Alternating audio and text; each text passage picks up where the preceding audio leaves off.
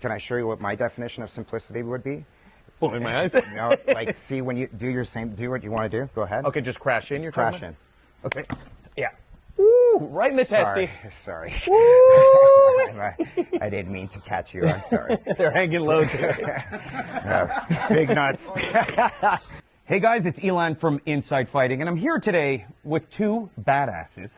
So again, I always say you guys are in for a treat. This one legitimately kind of blew my mind. I'm here with Steve Ferreira from, I'm going to screw it up. Combative Concepts Academy of Martial Arts. Combative Concepts Academy of Martial Arts. This guy is and I'm here with Chris Hansen, who's amazing. And this man right here has, in the short amount of time I've been training with him, impressed me so much. I've learned a ton already. And we're going to look at some Jeet Kune Do and even just some broader philosophies of martial arts and training in general. You have such a street effective style and approach to fighting. And so if you guys like this, and this is what the channel's about, self-defense, stay tuned. This one is an amazing video. My apologies. That works. Sorry. It works. Pow, pow. Inside fighting, yeah. Dangerous martial arts. Pow, pow. Ooh, ah. As you guys know, I've suffered from autoimmune disease. I've suffered from severe injuries. I was told I'd never walk again. That's what led me and my buddy on this journey to create a wonderful functional collagen for men, for athletes. If you're doing Brazilian Jiu-Jitsu, if you're running, if you're into any martial art, it's crazy to not be using this. It really helps support your bones, your joints, and your connective tissue. I always explain that what's important is the amino acid profile, which you need large amounts of glycine, proline, and hydroxyproline, and you need a low molecular weight so your body can use it. I've become an expert at this stuff. It's made a tremendous difference in my own body, and it's made a tremendous difference for every single person who's using it now. NoManLabs.com is the company. It's called No Man, like K-N-O-W, knowing man. So NoManLabs.com. Check it out. Let me know what you think. So that's what I mean by simplicity. Yes. See, we try to go through complex flows and we've trained it a lot. But then when it comes to your life on the line, we cannot hang out in the realm of complexity. We have to solve this problem as quickly as possible. This is why in JKD, the primary targets are what? The groin and the eyes. The vitals. Yeah. So let's define the first line of attack. The eyes, the nuts, the kneecaps, throat to a degree, Yeah. back of the head area. Those are primary. Then what would be secondary? The nose, the knockout, the floating ribs, the sternum, sciatic nerves. So all of these that were more common to sport would be secondary, and we train and we identify and understand. But then as you can see, even though we can do all of this, I got to be able to distinguish street. When my life is on the line and people are like this, you don't have time to dwell with too much stuff. You just have to short circuit the situation as quickly as possible. Right away, within 2 beats, 3 beats. And so this is why Bruce Lee led to the interception. And the idea of the interception and the stop hit was based on economy of motion. Economy of movement to me means effectively expending energy and getting a desired result as quickly as possible. Because I already did on one. But the idea would be just change the way you think in terms of how you start situations. These target areas were illegal for a reason in every single combat sport across the board. Mm-hmm. Because why? They work. And it's not because of the fact that they work, it's because every combat sport wanted to express their sport. Well, we obviously know that it's effective. Yes. Because in MMA, the second this happens to someone, or the second this happens to someone in their groin, accidentally, the fight is stopped. Absolutely. It's an automatic ender. You. People have to stop that's how effective the technique is. That just this ends the fight. Exactly. And so now we have to think of, well, and these are tough guys. We have to acknowledge that combat sports athletes are some of the toughest animals on the planet. It's but these techniques still seem to work. Mm-hmm. They still seem to stop individuals. So that's why Bruce Lee was brilliant back in his day, was making the distinguish between sport and reality. And this is what he's talking about, simplicity. Simplicity will always penetrate the complex. Can I ask you a question about that, though? Yeah. So something I've always struggled with, because there's a boundary between, and this is the great question in martial arts. Yes. How do I apply my techniques against a fully resisting opponent while also keeping them safe to some degree. In other words, I can't train with you kicking you in the groin, gouging you in the Now here we start to I promise. We start to simulate. Yes. Like if I can land here and there, that's roughly around the same target area. So you play your sparring. If you know how to do an inside round kick, that was pretty easy to just go to the groin. So you would just use target areas that are within the geographic region of the vital and start playing off of that. If we get into a clinch and we do a lot of this stuff, I would always precede it with an eye rake. Yeah. Instead of just passively grabbing the head, I'll make sure that my clinch to a plumb position would always entail these type of extras. Can I just, so as Yes. you're already here, Absolutely, and then you're clinching. Absolutely. And I'm using, see, you didn't even see that. See, you didn't Very see aggressive. the headbutt. You didn't see the knee down low. So, and did you see what I prioritized? It's not a jab, cross, hook, elbow. It was eyes, Rake, groin. nuts, eyes. Then you go to this stuff. So the vitals, the idea of attacking the vitals first as a precursor allows to make everything else work for you easier. Yeah. And I'm not one to say that all this shit works 100%. Nothing, we can all agree that nothing is 100% foolproof. But we can agree that common sense will tell me that some things will probably put me in a higher department of success than others. Yeah. And if I think like this, maybe I'll get more desired result than not. So I love what you're saying. I'll tell you why. So Filipino martial arts, knife defense, knife disarms have always been a big thing. And you learn a lot of like, you know, the guy's coming at me and I'm going to take it here and do all this stuff, whatever it is. Beautiful. And so what I realize is that's never happening. And I always tell my guys now, disrupt. Meaning the second the knife is, I'm already in the eyes. Beautiful. I always tell people, like, you know, this is one of the Yes. most, with a knife, if I had a knife and Yes. this is one of the hardest things I've noticed. I've studied like knife attacks and I notice when someone grabs and repeated, yes. I always tell people the knife cannot, if you just went for my arm, yes, that'll disrupt me enough because he's attacking he's not thinking about the knife. I'm thinking about the center line and the vitals. And destroying, yeah. So I teach that. Simplicity. Yeah. Remember, have that. Anytime when you feel like you're in a tussle and you're, fuck something, go to something to short circuit that. And if that helps to short circuit that, why not start with that? Always look for simplicity first. And this is, guys, these are liability type of technique. Yeah. So it has to be within context. So usually when it comes to street, the mentality is if it's worth fighting for, it's worth dying for. So it has to be something that extreme that I'm going to respond extreme. But if it's not, then it's not even worth the fight. Why even bother with it? Do you understand? So, but as long as it's at that level that we need to be able to really put it, then train yourself to do that and make sure your muscle memories and make a mental to physical connection to what you're doing and do it. Can we show that the way you, just slowly so they can see? Sure. Show the kind of the rake. No the problem. grip to the knee. A lot of this stuff we got from Kali, and it was passed on from Dan Inosanto to Paul Vunak. Paul Vunak was really good at being able to, he called that range the termination range, where we start to sequence these heavy artillery tools, your headbutts, your knees, your elbows. And in addition to using these tools to attack common target areas, but to be able to exploit it to attack the vital areas in addition to. So when we get to this clinch, a lot of the times if I get to this trap and then all of a sudden I hear, oh, there's the first headbutt. Yep. See, there's, and you see how I'll slow it down. Okay. And then we can get into all of our complexity you want.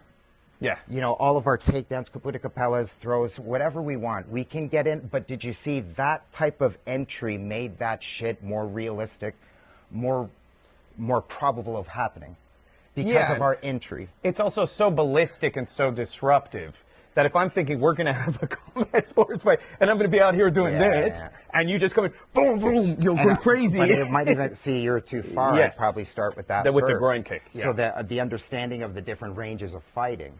So we're talking more if I was in close quarter. Sometimes when you think like this, you all of a sudden get your first shot. It made sense. You didn't even have to go through the complexity. Yeah. This is what I mean. On the street, you have to, the mentality that I try to teach, at least we want to try to accomplish when it happens, is I don't want to fight people on the street. I want to go through people. Yeah. I like that approach. I got to go through Yeah. people. I don't want to sit here and mess around. I don't know if they have weapons. Fights go from bad to worse real fast. Just like you, I've been involved in a lot of stuff growing up here in Scarborough and stuff. I've witnessed a lot as well. And I've seen firsthand how fights go from bad to worse real fast. Just like that. Takes one moment. Oh, yeah. And there's also a psychological shift that happens for people sometimes, and I'm like, oh, the stakes just completely changed in what's going on here. It went from something I thought that wasn't as, I'm watching it happen, I'm like, this went from something not as serious as what I thought to the guy literally slamming the other guy's head in concrete. Yeah. This is now potentially fatal. Absolutely. So, and it happens like that, like you said. Even if the other guy was winning in their little playground fight. Yeah. Everything. So I want to just talk about one thing that I have a philosophy. I say in a fight you have to be active, meaning you can be in two states. You can be reactive or you can be active. Or proactive. Yes. And so you're touching on this tremendously. All the complex motor functions, all the fancy Kali stuff, Silat stuff happens once you take control of a situation, meaning once I've disrupted you, whatever it is, now you're going to be a little wobbly. Now I could start going into like cool stuff. But until I cause the disruption, you're active, I'm reactive because you're the aggressor. You need to take this guy out of a state of intent. Yes. And his state of intent is to fight back and resist. And so you have to get him to go from Now you have him. split second. He went to a rage moment to a injured moment in a second.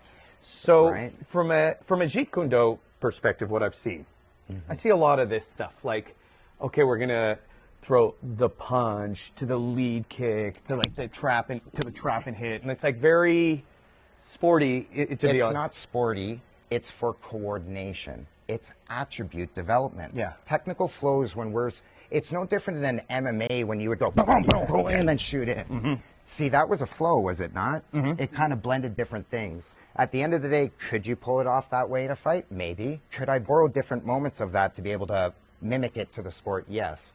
But in JKD, I don't care what the martial art is. When anybody is giving you something set, meaning here, do this, then do that. He does this, you do that. That's a set. Sets are designed to be able to develop attributes and technical coordinations. It's a kata in movement. It's I really like this it's a philosophy. two-man kata. And so because it's a set, no different than I hold pads for my guy, jab, cross, pad, I'm a boxing coach. I also teach kickboxing and things of this nature. They are going through sets. I know that these motions that I'm giving them, they could translate into a fight, but I'm not thinking of it like that. I want to develop coordinations that, if it's part of the game, I want them to be comfortable with movements. And I don't care how these movements get coordinated, combined, and sometimes they don't even get coordinated, combined. Sometimes the fight and the situation or the environment dictates what comes out. So if we were going to look at a weight, so it's almost like a philosophy mixed with a system of movements. Understanding the difference. Understanding the difference what training is and what fighting is. Yeah. So, and I think this is why people give a bad rap to things, because they don't understand. Yeah, And a 100%. lot of the times people aren't able to explain it right. Can I just add something? So I've trained here, and maybe you can show Elon the difference in how you kind of scale up to problem solving to build these attributes outside of a set. Problem solving, again, simplicity. Yeah. That solved all. Remember, there was a time when you were at my clinic, and I can't remember if it was your training buddy. He goes, "Hey, Steve, we went into this. What do you do when we're here? Yeah. How can I clear it? Can I?" And I was like, "Oh, just knee him in the nuts." Yeah. The nuts are right there. Why go through all these complex answers? Like you're trying to respond to a grapple context with a grapple. Yeah. And if you do that, you're going to definitely get resistance. Yeah. Do you know, I need to short circuit this situation. So again, in my opinion, your adaptability, when shit goes wrong, go to simplicity, go to the vitals, and try to start that way too. Sorry, go ahead. No, it's okay. So is it a good idea, let's say him and I are clinched up, that I just hold the position even from a training perspective and go, okay, there's my groin Absolutely. straight. There's my headbutt. There's the eyes. Beautiful. And now- there's the grind up. Now here's the Now groin look straight at what's again. happening here. Yeah, now here he's just going. Now, can I say something? I think now all of the complex stuff that you did would all of a sudden be a little more simple. Yes. Because of how you set it up. That's it. But if you didn't set it up with, put it this way, guaranteed resistance. And if you don't believe me, watch an MMA fight. How do these these guys are some of the toughest men on the planet. These guys are punching and kicking and grappling and trying to choke each other, submit each other. How the fuck do these fights, how do these fights go 5 rounds? Yeah. 5 minutes a round. These guys are punching and kicking. That's telling us something. People are tough. Yeah. People can endure. People can take and keep on fighting. But like you said earlier, that one, all of a sudden it's the 5th round. We're coming in the 2.5 minute mark of the 5th round. These guys are all battered and then one accidental eye poke and the guy's down on the ground and the referees, give this man 5 minutes. Yeah. A fight? Are you kidding Fights me? get stopped. I mean, never mind. And by the way, you just said it, accidental. They're not Yes, driving in. exactly. Their hand is out, and it's just grazing. John It's not Jones might be intentional. questionable. There's some guys you got to wonder, but even that, like when there's a bad eye poke, it results in a torn cornea or Yes. retina. And there's Remember also- Vitor Belfort when he just grazed Randy Couture's eye in that championship fight. Yeah. And then they had to stop the fight because his eye was grazed, and then Vitor won that fight. But Or yeah. Yuki Nakai, I believe, fought, this is an old time ago in Japan, against Gerard, the Savat guy, kickboxer, Oh, and he blinded yes. him. He blinded him. He never fought again because of the eye gouges that happened in that fight. He was permanently blind in one eye, lost vision in another eye, and was never able to fight again. Yeah. So if there's someone, just to like, something people can train at home, let's say, if they're watching this, do you have a series of, like... Yeah, it just simple basics. One basic would be just accuracy, tool to target identification. Sometimes you hear just, triplet drills? No, I'm not sure. 1, 2, you call like- it something else. You went One 1, 2, for- 3. we- that- yeah, We okay. do it with all techniques and tools. Okay. So meaning I might go 1. Okay, you then I come in answer 2, back. and then 3. Boom, yes. Well, that basics. First, to be able to understand the target, then pad holding, Yeah. so that we can start to add a little bit more power and speed, and we're not Yes. Then from that progression of tool and attribute development, you see those helmets up there? Then we start putting the helmets on. Then I got the fist gear. It looks kind of funny. But we wear the big groin diaper. Oh, yeah, that's good for being able to groin strike. I've Not die. You need a cup still underneath that thing because, but yeah, now we start, but to be honest with you, like I mentioned earlier, how much difference is it when you thigh kick in here to go up about 6 to 8 inches? So the only thing I will say about that is I do a lot of Kyokushin.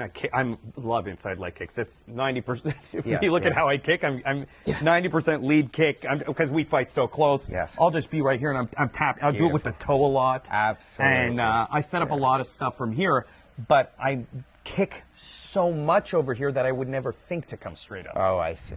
It's so instinctive for me. If I see your leg, boom, boom. That's what I mean by the street, change the mindset. Yes. So Change that the would be mindset. effective training for I me. bet you, see, for me, I make martial arts makes the individual in touch with 3 aspects of, we develop our mind, we start to understand the mental, we go through the physical, and then we go through the emotional. A lot of the times when I would be getting into a fight, regardless if it was street or sport, I would tell myself, calm my mind, and I'm going to do this. I make a mental to physical connection. I'm going to simplify this thing, get the directive, wire the brain, and the body will follow. So a lot of the times, if you just told yourself, I'm going to do this, you'll do it because you have all the attributes already. You have Yeah. all the attributes already. I have to just change my mind. Yeah. So this is what I mean by today's level of practitioners and training and everything else. We love complexity. And to be honest with you, like all of these training methods that we develop and drills that we expose ourselves to are great. They're fun, right? I love developing attributes. I love training myself as a fighter and a martial artist. This is how it keeps us interested. It's challenging. Complex movements. It's goals to be able to, let me try to see if I can accomplish this. But don't get lost on that journey. Yeah. Don't let that trump what fighting is. And when I'm talking about fighting, I'm talking about street, no rules. Do you understand? There has to be a distinguish. I enjoy training myself like this, but when my life's on the line, I have to think like this.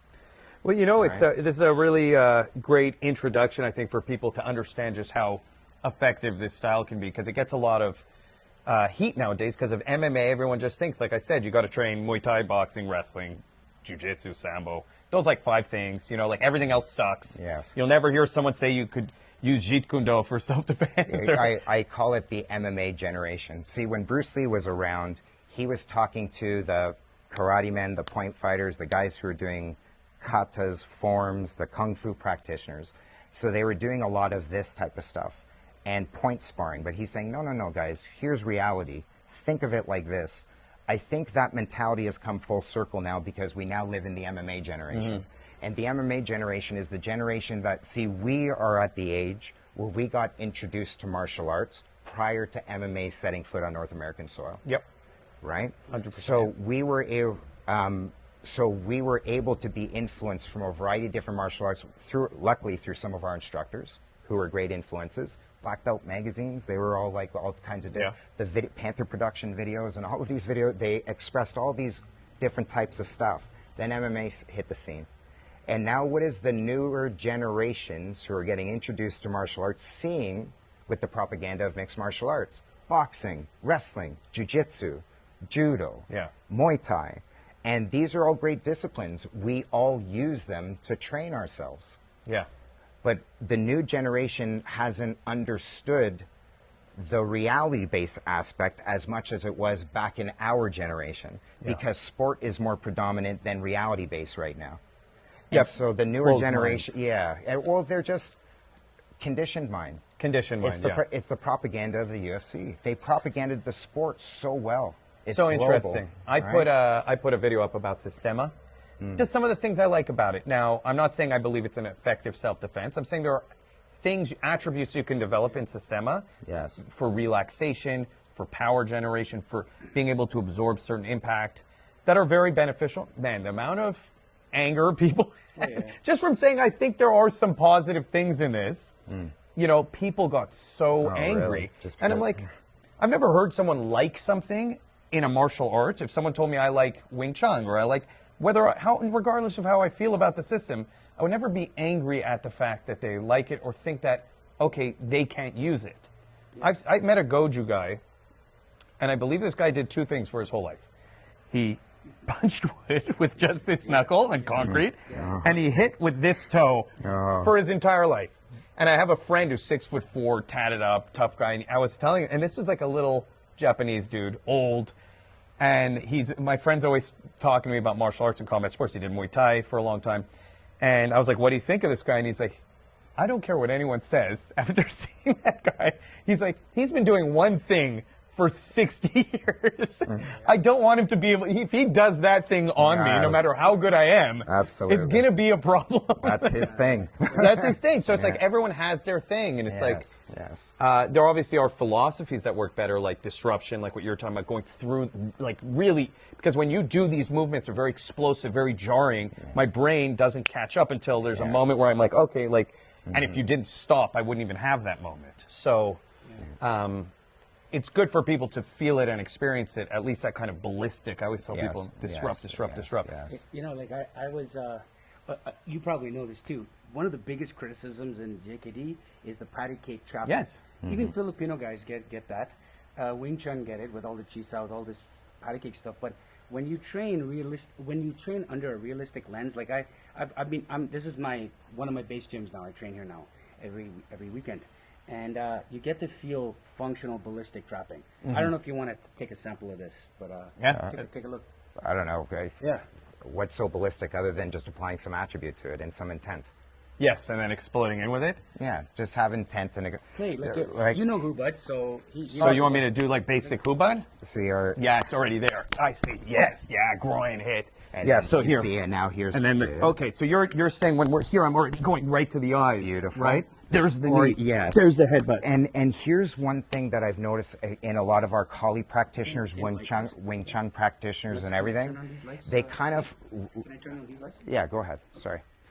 They forgot that the Centerline travels from head to toe.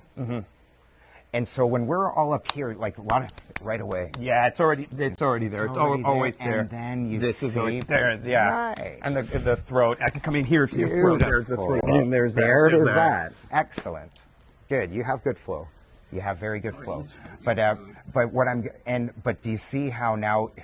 Do that now against 6'2". That changes. You're probably gonna want. Yeah, way harder right off. Well, I'm just gonna want right away. Boom. That's Yeah, the first thing. thank Then I'm gonna want this. So simplicity was the answer. Yeah. So when the human animal recognized desperation, meaning fuck, I fucking feel threatened. And trust me, I've been in that situation a few times on the street where you actually feel like, fuck, am I gonna survive this situation right now? You gotta just take control of it as quickly as possible and get the hell out of there. Again, sometimes it's a mass attack. I've been involved in gang fights and group fights and things of this nature where if I'm stuck with you here, this guy's coming around and stabbing me from behind. I always talk about that. Yeah. Yeah, it's like, and the way gang activity worked is that they do surround individuals, so you can't have, and they're coming at you, so lining them up strategy, sometimes it's best to just don't be there. Every person I know who's been stabbed told me the same thing. They didn't know they were stabbed. Yeah. They thought they were punched. Exactly. And one scenario where there was a group on group, a buddy of mine, and this was a tough guy. He was not a martial arts tough guy. He was a street tough guy.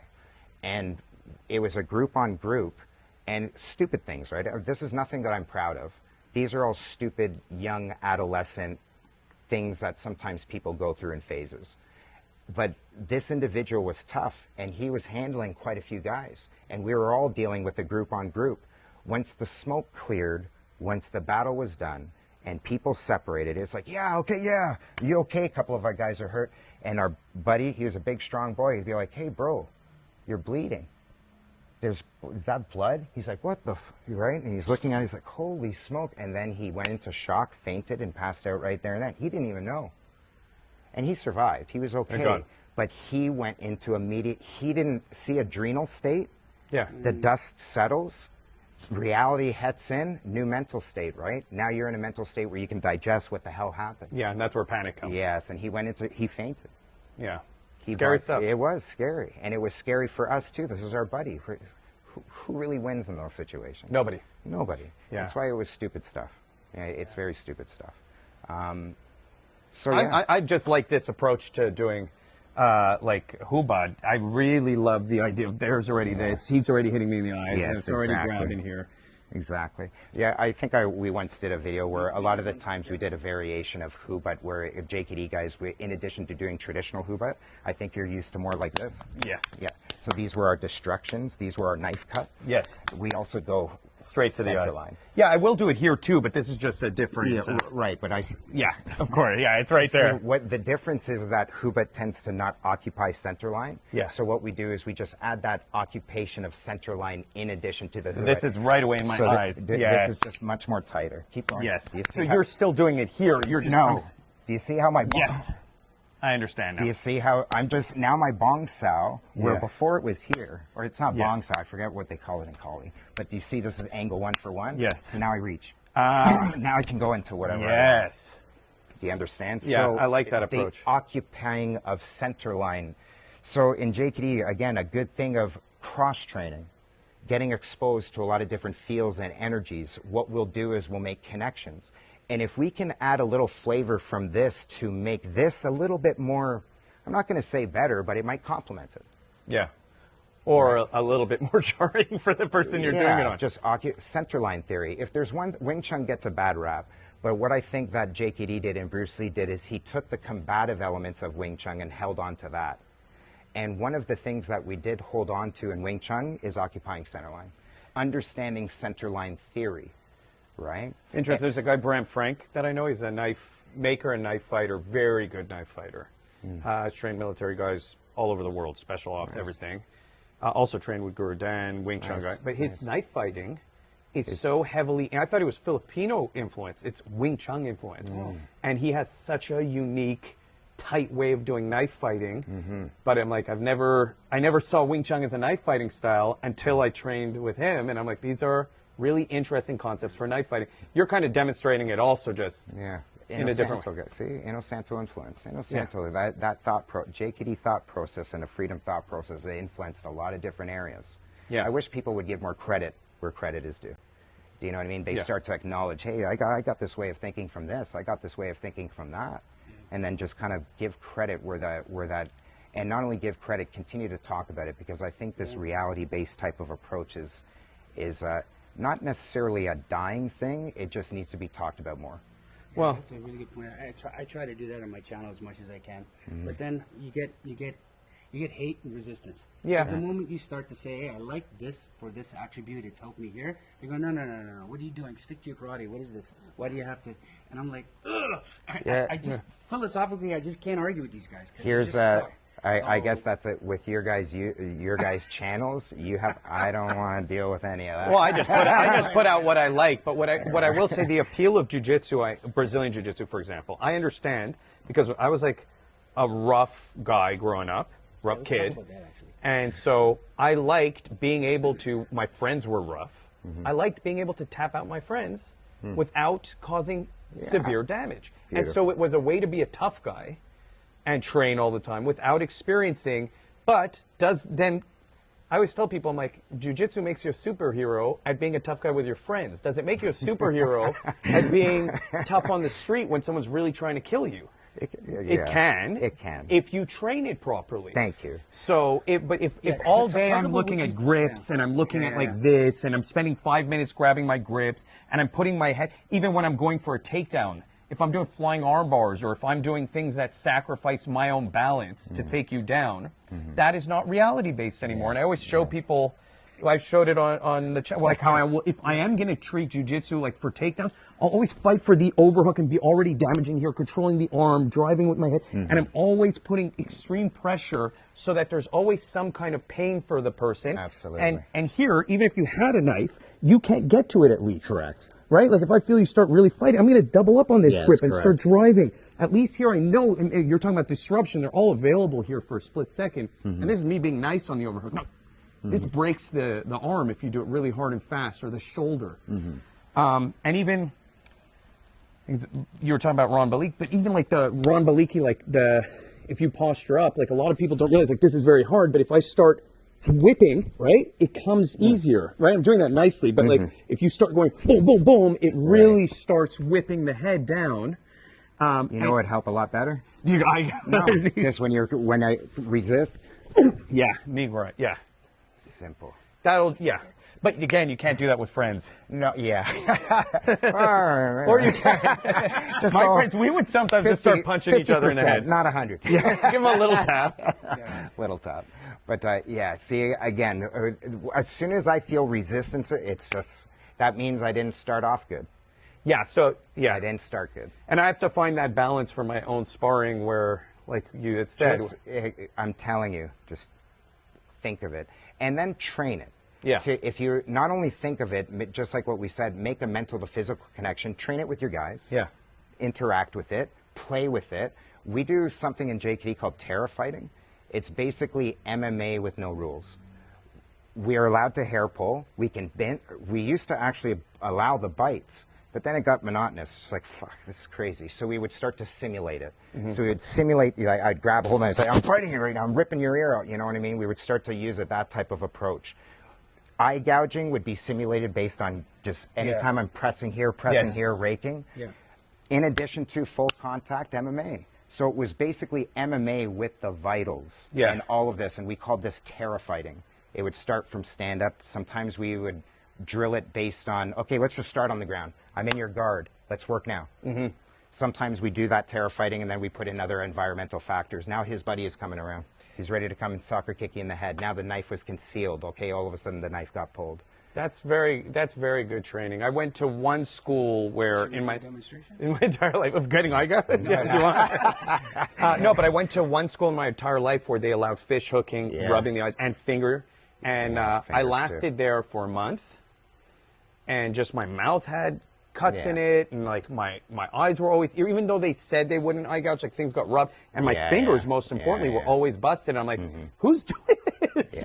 Who's training this way? But it really woke me up. I was a purple belt at the time. I was fighting guys who were just tough dudes who didn't even train jiu-jitsu, just trained there, and they had some fundamentals, but there were days where I'm like, I am getting whooped because I'm just not used to someone doing this to me. Yeah. The second they do that, my whole game plan goes out the window. Like, what I feel really strong between you two guys is you guys have the same common thinking for practicality. So, like, you just when we were at Rise, you did the video on practical jiu-jitsu and what's the difference between sport and reality, right? Yeah. And things that you need to kind of shelf for practice and keep priority for street self-defense. And you talk about that all the time over here. So I'm just wondering if you guys can just kind of trade some of those ideas here for... Well, like I said, my idea is I actually think your approach is more direct. I still come at it even though from a, you know, like what I was talking about here, or if I have an underhook, right? Right. I do think I'll go here a lot. I do tell people to go to the eyes a lot here and always be, but I'm not as direct as you are. I don't think about it in the same way as you, which is a fault on my end. I need to start, because I need to start looking for it everywhere, because I'll get too comfortable. Yes, I realize it. Yeah, I realize that that's what you're open, thinking. Yeah, that's what I'm thinking. Now, I will never stay here with someone. This is a position of like me really ripping and then coming. Absolutely. But yes, if I don't start looking for those, I don't think about hitting people in the groin. And I don't think Position, I want to see how he handles it. how he handles the overhook position. Yeah, he's hitting me in the groin. Right there. See, okay. that could be one touch. And then I just start coming in. Yeah. I just start where you're gonna get a good effect. At least the like you can punch a guy. Line up 100. I love Vu's analogy with this. This is a Paul Vunak analogy now. He would say, line up 100 of the toughest guys. I don't care who they are, champions of this sport, whatever. Line them all up. You punch this guy in the face, he takes it. You punch this guy in the face, he takes it. You punch this guy in the... he dropped. He takes it. You go up to the same 100, round kick, he takes it. He takes it. He buckled. He takes it. But then you go to the same 100 and you go, he falled over. He falled over. One eye poke, he went like this. So that's the big difference between us. I still have a bit of an influence of, I have said before, and I've even told my students, every time I'm inside leg kicking you, I'm kicking you in the groin. Yes. But I'm still always, my trajectory and the way I spar, and for me personally in my head, as much as I say that, I'm still thinking about inside leg kicking. Yeah, but we spar that, we train that way too. It is part of our routine training regimen. It's just to make sure that we distinguish one from the other. Yeah. Can I just That's all add it is. something though? You guys probably know more than me because you're more versed in the grappling world. But the little that I know, wouldn't you say that a lot of these BJJ guys think they're invincible? Well, for sure You can there's try an ego. Try putting a finger in my eye. Try. So Try what I will kicking say, in the look, nuts. if You're not I'm gonna here and get he's in that my thing. guard I'll and he's stop you. if I'll he stop doesn't you. know how to Like fight this. and his hand starts coming to my eye, if he wasn't trained, the reality is there is a Yeah, you go for super an fast armbar, armbar sure. here. Yeah. There, He is going to damage. He has to know what he's doing. So I don't believe that it's an all-around answer to just say, and you're not saying that, to just say, I can eye gouge you, because you have to be able to do the other stuff to be able to also use the eye gouge and the... Well done. See, that's what it That's is. what you're That's exactly what it is. See, the idea is just adapt your jiu-jitsu. Yeah. Adapt your grappling to the situation. Yeah. If I'm grappling for sport, you train for that. If I'm grappling with my buddies and we're just rolling for fun, I'll train for that. If I want to grapple and take into account the probabilities that might happen on the streets or the threats, I'll train for that. You have to distinguish. And so I am not one to bash any fighting system, because if there's one big thing that JKD developed with me is an appreciation for knowledge regardless of where knowledge comes from. Every martial art has something to offer. It's up to us to find out what is that something for us. Because what that something might be for me might be different for you. Yeah. But I need to find that out. And how am I going to find that out unless I jump into these systems and understand and do it and practice it and understand how do these systems work? How do they train? What are the principles? I got to know the pros and the cons of everything I do. And then from that, now I can start to extract and understand, okay, this is good for adapting to street. This is good for sport. This is good for sport and street.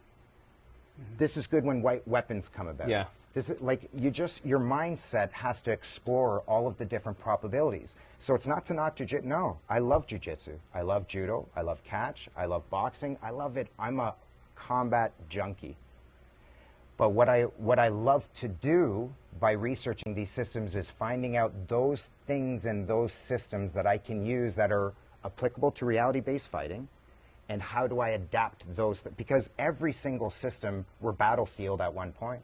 Yeah. Catch especially, by the way, as a Yeah. grappling system, was designed around, at least for one-on-one combat, Yes. understanding the dangers of eye gouges. Absolutely. And how to make it Yes. painful. So here's an example. I'll do it on you just so you can feel it. Yeah. Right? I'm going to go down, go on your back. I'll show you like a top control. Even if you look at how a jiu-jitsu guy will pass. Yeah. A jiu-jitsu guy will pass using movement and pressure. Meaning, if I'm here, I'll knee slide, I'll start grinding, right? I'll control, get the underhook. Yeah. A catch guy is going to start doing things like, you feel that? Oh yeah, buddy. Yeah. Right? You feel where I'm putting my knee now? Right? You feel this? Attaboy. You feel this right here? So I'm going to make it as are you thinking about eye gouging me? No, This is me. it's right. I'm at 2%. Yeah. By the way, just so everyone sees what I'm doing, yeah, I'm yeah. taking my elbow and Yeah. putting my weight Right in there. Right in. Then I'm taking my knee, pinning, sliding my shin. yeah. And by the way, I'll pass sometimes, like this is an old school catch thing. I'll pin this down, right? And they'll jam fingers. Yeah, You the feel that I'm fingers. Oh, controlling? yeah, And feel this? I'm not even ripping up here. Even if you look, you'll never see jiu-jitsu guys use old school kesagatami. You'll never see this position anymore because they're not taught to use it properly. They hold it like this. Yeah. Right? Yeah. And if you think about this, you can go to my back. You can start circling. I don't have the underhook, right? I'm not controlling you here. This is dangerous for me. Yeah. Now, in a street situation, this is always dangerous because he could reach for a knife on that side and stab me. Yeah. But the approach, at least in catch, and I'll do this slow, is to make this position feel like you are going to die. Correct. So that you're, even before I submit you or go for anything, I'm already lifting. You feel how that's already? yeah. Now look, Neck I'm going crank. to crank up here, get as deep. I'm not even putting, you're right? Yeah, I'm I'm good. trying to do this as light as possible. I haven't even put my weight on you yet. See how my butt's on the ground? Yeah. The second I make him carry, Yeah. I'm not even in a Rib submission. cage. Rib cage. Yeah. I'm just crushing you, and I'm Yeah. doing this again, 5 to 10%. Yeah. So people don't learn the slight differences, and so Actually, can I just add something? In Japanese Jiu-Jitsu, one of the coaches showed us this one. that position. Yeah, this crush. It's all about pressure because Yeah. jiu-jitsu, there's different jiu-jitsus that they have top the Kumo pressure guy. game. Kumo Yes. guy. And then they have a floating game. It depends on the jiu-jitsu practitioner or the instructor at the time. Yes. You know, some jiu-jitsu guys, they crush, some don't, some I always float. do knee on belly personally. Yeah, But you will rarely see kesagatami without the underhook in jiu-jitsu nowadays because of the risk of the back take.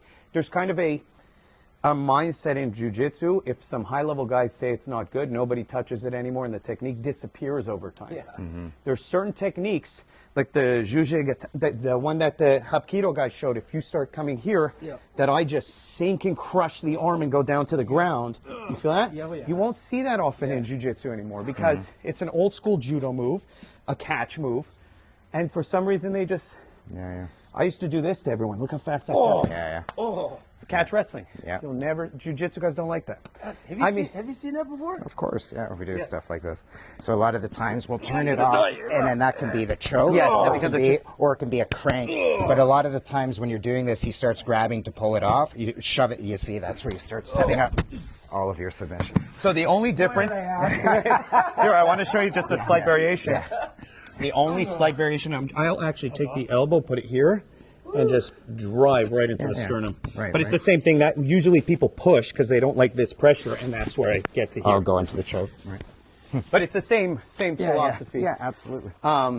But on to that point, if you're not training jiu-jitsu, if you haven't felt that kind of pressure, you're not going to eye gouge. And sometimes on the street, a submission was the right answer. Yes, it is See, brutal. let me put it this way. I know you do, and I know you do. We all study fights that happen on the street. YouTube is a very good thing now, right? We're able to start finding this stuff.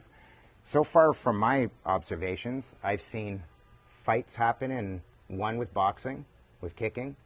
I've seen jiu-jitsu a couple of times being used. Yep. I've seen wrestling being used. I've seen a guy throw a guy, slam him down on the ground. I've seen weapons being used. I've seen all of these things being used.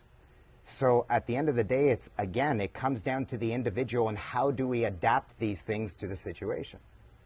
Yeah. That's it at the end of the day, because I have seen, there are moments in time where jiu-jitsu is viable on the street. Has to be one-on-one. It's what we call a safe to grapple situation. If it's a safe to, meaning I know there's not every time there's going to be people around. Not every time this guy's going to have a knife. And when my jiu-jitsu on the ground or my grappling on the ground now takes into account that he might reach for a knife. So my grappling on the ground, in addition to trying to be as ballistic and fighting as, you know, all of this other good stuff, I need to control the hands. Yeah. Because if I'm not monitoring those hands, then I don't see the reach. So there's where we're identical. Remember the video I did, I always said, and it's what Mark called the delivery system. That's what he needs. Yeah, exactly, the delivery system. And you can use that mentality for, but you can use that mentality for our grappling and submit. Think of it this way. What does 96% of all submissions need in order to work? Control of the limb here. Which is a grip. Yeah. And sometimes a control of the body. Yes. A control of the body and some kind of grip, which would eventually lead to a leverage. So your mentality should be like, okay, I need to defend the positional controls and I need to defend against the grips. Common sense would just tell me that's the first thing to start with, because that's what is needed. And then you start mounting a whole technical game based around that. Work your jiu-jitsu based on understanding, monitoring those hands, defending the grips. Don't just be careless while you're rolling. Well, that's the big. overextending. How often do you see in jiu-jitsu? Do you see guys just like this? Yeah, And I'm like, absolutely. this is a good way for you to pull out a knife and stab me. Yeah, absolutely. A lot of stuff. Yeah, a lot of stuff. A lot of stuff. Or just punch me in the face. We were talking about Or it. One of just my gouge you favorite in your grips. eyes. Yeah, like this is when I'm doing sport jiu-jitsu. I really like grabbing 2-on-1 to control it. But my eyes are open to. Yeah, you're just going to go absolutely. right for my. This is not a street situation. Correct. None of these grips are. Even if I get double underhooks, this is super. This is a great position, but not for street. He could just. You know how you would make the adjustment? Get a double wrist control. If you lose the wrist control, get the sleeve controls. Get the other sleeve. And now pull me. Yeah. And see, I'm now hold death grip. Okay. Death grip. I don't want to Have rip good your grip. shirt. No, That's it's what I okay. Death grip. Okay. Because prevent me from reaching for my pocket. Okay. Do you see how Yeah. so our jiu-jitsu can be on certain moments in time? And Kick here- me in. Yeah. Yeah, here if I want There to you feed to here go. if I have a gun. Beautiful. Now I can pull it out and he's 2-on-1 far away. with the sleeves. We teach this a lot. So you see how you, again, adapt your jiu-jitsu. Yeah, but that's not a position I would go to in sport grappling. No. Right? Because there's other Because you're not options. thinking In about it. sport grappling, if I had sleeves, I'm probably coming over here. I'm probably Spider, coming here. yeah. Yeah. I'm going to start driving. If he puts this up, I might come under Yeah, here, for a start trying to sweep. sweep. Yes. Right? So it's different. There's opportunity there for him to get to his hips. What he's saying is always keep the arms away from the body It's of the just other monitoring person. those hands. Yeah. Monitor, and so, yeah, because, see, I never do an open guard. I don't care if it's a butterfly, spider. I never do any open guard without monitoring the hands. Why? No, let's think pure grappling. They can pass if they Leg can control. locks. Oh yeah. So that's my whole game is leg locks. Yes, and so, So I love leg the locks, second too. someone gives me anything, like if I'm starting to Yeah, pass over here because I and you're don't not- have your hands. Yeah, I'm just falling back. Exactly. This is mine. Exactly. I'm always so gonna when do you're that. using an open guard, I need my open guard to always be controlling these hands, Yeah. and then start working off of that. So I don't work this. Yeah. Well, a lot of Because you're clear, you're going to sit back. If I don't have your hands, Yeah. now you're attacking my leg. Well, I'm just gonna start going for the ankle lock or heel So hook. it goes back to what I was saying. 95% of all submissions need a control of the limb and some kind of grip. Yeah. The mean ones. The Yes. yeah. But I can take away the grip by controlling the hands. yeah, I can't Monitoring. So part of the reason I hate gi is because what does everyone do in gi? They control my sleeves. Yes. I can't do my game, which is my leg locks. I know, it's frustrating. So, but no gi is so Yes. easy for me because even when I'm passing, what does everyone do? They try and push this knee off. They try and stop me from passing. Yes. So I'm here. Whatever you do to create that space, I just use it. Correct. Now I have my leg lock. This is done already. As long as they defend the pass, they give me the leg lock. Even as I'm passing, a lot of the time, I'll just start passing. They'll start pushing on this knee. I'll just go, okay. Yeah, after the knee bar, spin around. Yeah, That's what we monitoring. call helicopter knee bar. Yeah, and even take this pin here. Nice. good. Right? There's a lot of stuff I can go for. Very here. sambo. Yes, I did Sambo for a while. Yeah, we implemented a lot of it too. Very good. Very good. That's how I tore my ACL, guys. Is it? Competing in Sambo. Oh no. What are you doing with that? Are you gonna go for No. You just gonna let it? Yeah. You good? I had meniscus 2 years ago. You did the surgery? Yeah, it took. They told me 6 weeks. I was going to bounce back 100%. Almost 2 years. Wow. Because I'm older. So I And tore also, my I teach every ACL, day. bucket handle meniscus tear. My knee couldn't straighten. After 2 months, they looked at and I tore my PCL and my MCL partially.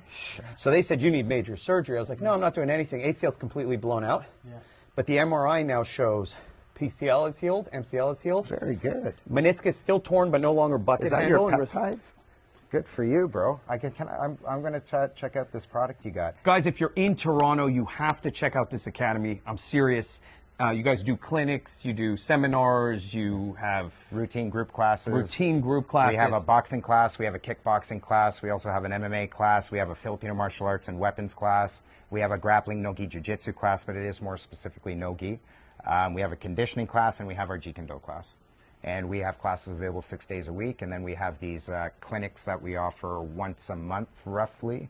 And we also available for seminars. I've never said this before, but if you can even fly in and take a seminar here with Steve, I would honestly recommend it. I would recommend doing whatever it takes to come train because it's a really unique experience.